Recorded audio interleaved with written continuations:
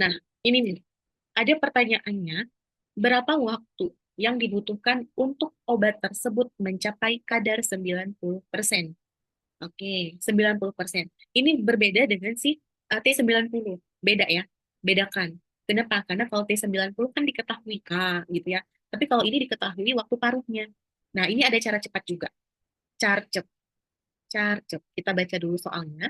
Seorang apoteker sedang menganalisa profil farmakokinetika suatu obat yang memiliki waktu paruh 18 jam. Berarti T setengahnya. T setengah 18 jam. Udah gitu aja. Yang diketahui hanya waktu paruh aja. Dan langsung ditanya kadar 90. Ya, kadar 90%. Nah, ada carcepnya. Untuk soal yang ditanya kadar, ada 3 kadar nih yang bisa pakai cara cepat ya. Ini khusus kalau diketahui T setengah. Oke. Ada kalau ditanya kadar 90, kalau ditanya kadar 95, dan kalau ditanya kadar 99. Oke, ini ya. Ini bisa kita pakai cara cepat. Yang pernah keluar di ujian yang T atau kadar 90-nya. Nah, kalau yang T90, yang soal kita ini, cara cepatnya langsung aja 3,32 dikali dengan T setengah. Nah, kalau yang T95 ditanya kadar 95%, rumusnya 4,32 dikali dengan T setengah. Yang terakhir, T99. Kalau rumus cepatnya itu 6,65 dikali dengan T setengah. Nah, ini sudah dibuktikan dan sudah aku buktikan benar. Nggak perlu pakai cara lama, cara cepat ini langsung dapat jawaban. Gitu ya. Oke. Berhubung di soal kita ini kadar 90, berarti yang ini ya, 90 ya. 3,32 dikali T setengah. T setengahnya 18 jam. 18 jam. Udah langsung aja dikali ini 1 detik dapat. 1 detik dapat jawabannya. Enggak ada yang 5 detik karena klik-klik-klik juga angkanya butuh waktu ya. 3,32 dikali dengan 18. Ini dapatnya 59,76. Satuannya jam. Udah dapat jawaban yang paling tepat. Yang E. 59,76. Lanjut. Berarti kalau T95, T99 ini ya. Tapi yang pernah keluar yang T90. Nggak tahu apa nanti teman-teman dapat yang 95 atau 99. Udah langsung tahu cara cepatnya. Nah, sekarang kita masuk ke farmakokinetika. Jangan pusing dulu, jangan bad mood dulu, dan jangan di skip ya kalau dapat soal farmakokinetik. Nggak sesusah yang teman-teman bayangin. Ini kenapa lagi nih? Ini rumusnya udah, ini harusnya si VD ini di sini ya. Nah, ini si VD. Udah masuk ke kolom dia nih. Oke, kayak gini nih harusnya. Oke, yang paling penting teman-teman tahu segitiga dari farmakokinetik. Yang ini nih segitiga farmakokinetik. Karena nanti aku bakal kasih juga segitiga manajemen, ada segitiga farmakokinetik. Itu inti dari menjawab soal sebenarnya. Nah, kayak gini. Hmm, ini intinya segitiga. CL itu clearance. K konstanta, VD volume distribusi. Ini intinya. Kalau ditanya clearance, kalau ditanya CL, berarti tutup CL-nya. Rumusnya apa? K kali VD. Ya, karena mendatar, ini dikali. Kalau ditanya K, tutup K-nya. Berarti CL dibagi, kalau atas bawah gini tuh dibagi. CL atau clearance dibagi dengan VD. Kalau ditanya VD, VD berarti rumusnya clearance ya dibagi dengan K. Udah itu aja diputar balik ya. Ingat, itu rumusnya. Udah aku jabarkan di sini. Ini intinya, ingat segitiganya. Yang paling sering ditanya itu clearance ini. Nah, clearance sering. Kemudian Kak juga sering ya. Bukan ditanya soalnya itu, ini untuk menjawab soal yang lain gitu ya. Ini caranya. Kemudian, uh, nggak pernah, sering malahan ya. Pertanyaannya tentang LD. LD itu loading dose. Loading dose. Loading dose. Oke. Loading dose nama lainnya itu dosis muatan. Jadi jangan bingung kalau teman-teman dapat nih di soal nanti, berapakah dosis muatan pasien tersebut? Dosis muatan sama juga dengan loading dose, ya. Rumusnya ini, VD, volume distribusi, kali C. C itu konsentrasi. Mana? Nggak ada aku bikin ya. C itu konsentrasi. Konsentrasi. Ada juga yang bikin di sini C itu ada CP, ada CMAX, pokoknya banyak banget simbolnya untuk si C di sini. Jangan bingung, bukan rumus yang lain, itu rumusnya sama aja, hanya si simbolnya aja dibeda-bedain gitu ya. Ada C konsentrasi, ada CP konsentrasi plasma, ada C max konsentrasi maksimal, sama aja. Jadi nanti misalnya ditanya konsentrasi maksimal atau konsentrasi plasma rumusnya apa? Ya ini juga, ya ini kalau dibalik C-nya ditanya. Si F bioavailabilitas dikali dosis dibagi dengan volume distribusi ini, atau ini hanya diputar balik aja rumusnya, ya. F ini bioavailabilitas ya. Mana sih aku nggak bikin ya. F bioavailabilitas. Kalau tidak diketahui di soal dianggap satu, ya. Kalau tidak diketahui di soal dianggap satu. Jadi bisa diabaikan. Ya bisa diabaikan F ini kalau tidak ada. Karena apapun yang dibagi dengan satu, apapun yang dikali dengan satu, hasilnya itu tetap sama. Suaraku hilang, ya kan? Apapun yang dikali dan dibagi satu hasilnya sama aja. Makanya juga ada loading dose VD kali C. Udah gitu aja. Ya itu sama aja karena F-nya dianggap satu. Gitu. Jadi jangan bingung-bingung dengan farmakokinetik yang rumusnya banyak padahal itu aja yang diputar-putar. Oke, ini yang sering ya. Ditanya loading dose dan ditanya konsentrasi. Bisa konsentrasi maksimal atau ditanya konsentrasi CP, konsentrasi plasma, sama aja. Oke, ini dia rumusnya. Kemudian laju infus. Nah, makin ke sini makin aneh-aneh. Laju infus juga ditanya. R singkatannya ya. Rumusnya apa? Rumusnya CSS, concentration steady stage. Atau bahasa Jawanya konsentrasi pada saat keadaan tunak. Nih, tunak. Nah, kemudian dikali V dikali K. Atau dirubah kalau ditanya CSS menjadi R dibagi VD dikali dengan K. Jadi rumusnya sama-sama seperti maintenance dose, ya. Rumusnya sama-sama seperti MD, maintenance dose atau dosis pemeliharaan. Kemudian ini juga ini tapi pada saat UKAI tahun 2021 ke belakang. Ini ditanya nih tentang laju infus tapi diketahui dosis dan interval pakai rumus ini. Aku belum dapat info untuk UKM PPAI yang terbaru ini keluar lagi apa enggak, aku belum dapat info. Yang aku dapat ini keluar si laju infus CSS itu keluar. Kemudian new dosis form ini keluar juga tapi di tahun 2022 ke bawah, ya. Oke, rumusnya dosis IV dibagi dengan bioavailabilitas aja udah. Oke, kemudian ini nih yang baru banget di UKM PPAI. Nah, UKM PPAI. Ada perhitungan pakai E pangkat minus. Nanti kita belajar tekan kalkulatornya ya. Ada ini nih yang bikin, apaan nih rumusnya gitu ya. Nah, kapan pakai rumus ini? Pada saat ditanya konsentrasi obat pada waktu tertentu. T ini waktu tertentu. Dan si rumusnya ini pada obat-obat sediaan infus. Ya, nanti udah aku masukin soalnya. Rumusnya CP, konsentrasi plasma, sama dengan konsentrasi plasma nol awal dikali dengan E. E ini dipangkatkan dengan min K kali T. K konsentrasi, T-nya waktu. Nah, ini wajib hafal. Ini keluar di ujian ya. Ini baru nih. Baru. Kemudian kalau C max-nya D0, dosis awal, dikali dengan bioavailabilitas dibagi dengan satu dikurang E pangkat minus K dikali T. Nah, yang pernah keluar yang si CP ini. Aku lupa, nanti coba aku cari juga ya untuk soal tentang C max-nya ini. Oke, hafal ya, hafal wajib. Terutama segitiga ini. Kita coba masuk ke soal. Pertanyaannya, pertanyaannya, berapa lama waktu untuk pengambilan sampel berikutnya? Nah, ini soal yang sangat mudah, tapi di tahun 2024 yang baru banget kemarin, dimodifikasi lebih detail soalnya. Coba kita baca ya.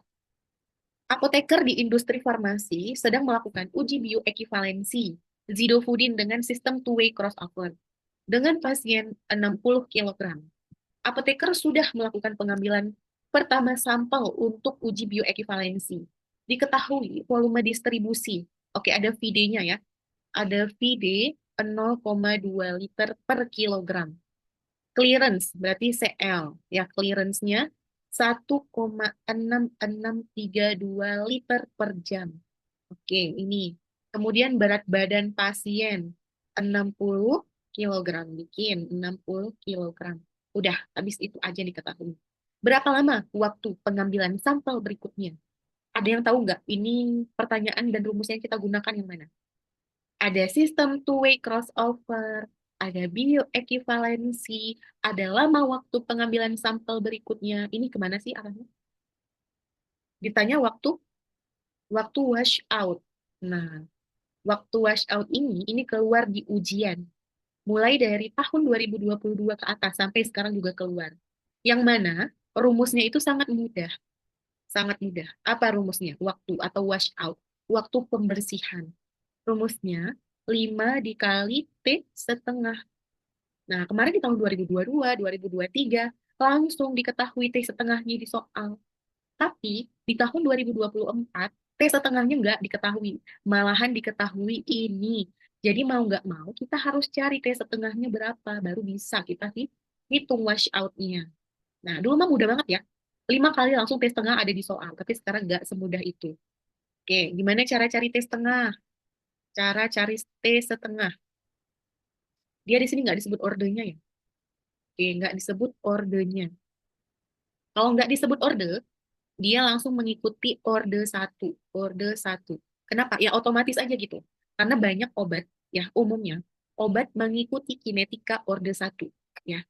Nah, pada tahu ya, T setengah orde satu.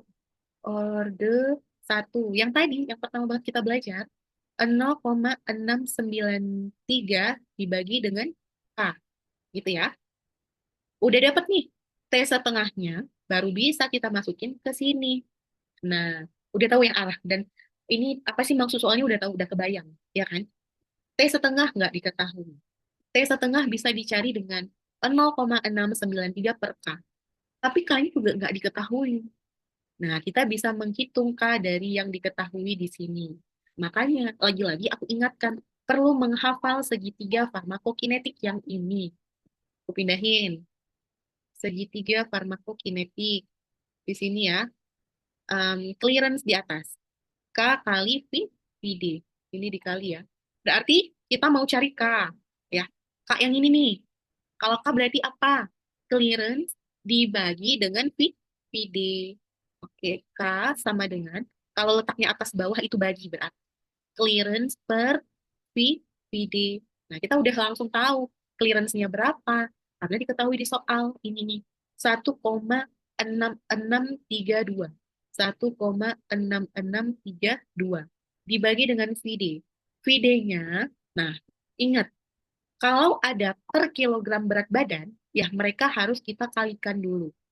Artinya 0,2, ya 0,2 dikali dengan 60. Kenapa? Karena 0,2 liter ini per kilogram berat badan. Kalau ada per kilogram, itu langsung aja, nggak usah mikir panjang, itu dikali dengan berat badannya. Ya, langsung dikali. 0,2 liter per kilogram dikali dengan berat badannya, 60 kilogram. Gitu ya. 1,6632 dibagi dengan 0,2 dikali 60, ini dapatnya sebentar. 0,1386. Nah, ini hasilnya. Per apa? Per jam. Karena di sini clearance-nya per jam. Jadi, satuannya per jam juga. Udah dapat K-nya, lanjut kita cari T setengah. Nah, masukin K-nya. 0,693 dibagi K. 0,1386. Udah. Tinggal dibagi-bagi-bagi-bagi. Ini per jamnya. 0,693 dibagi 0,1386, ini dapatnya 5 jam. 5 jam. Nah, berarti ini langkah pertama ya. Baru ini langkah kedua. Setelah dapat, baru kita masukin ke rumus sebenar-benarnya. Padahal mah kita tinggal cari ini aja gitu, tapi panjang alurnya. Karena T setengahnya tidak diketahui. Ya berarti 5 ini udah ketetapan, dikali dengan T setengah. T setengahnya tadi kita dapat, ini T setengah 5 jam. Berarti 5 kali 5 dapatnya 25. Satuannya jam. Jadi jawabannya ya C, 25 jam. Ini soal terbaru. Soal terbaru yang keluar di UKM PPAI 2024. Ya, oke. Soal nomor 7. Soal nomor 7, pertanyaannya apa nih? Berapa miligram dosis maintenance yang diberikan untuk pemberian selama 10 jam? Oke, yang ditanya maintenance. Dosis maintenance atau maintenance dose itu rumusnya sama seperti yang ini. Nah, ini ya. Ini sama dengan rumus MD, maintenance dose. Ini. Oke, kita pakai rumus CSS dikali VD, kemudian dikali K.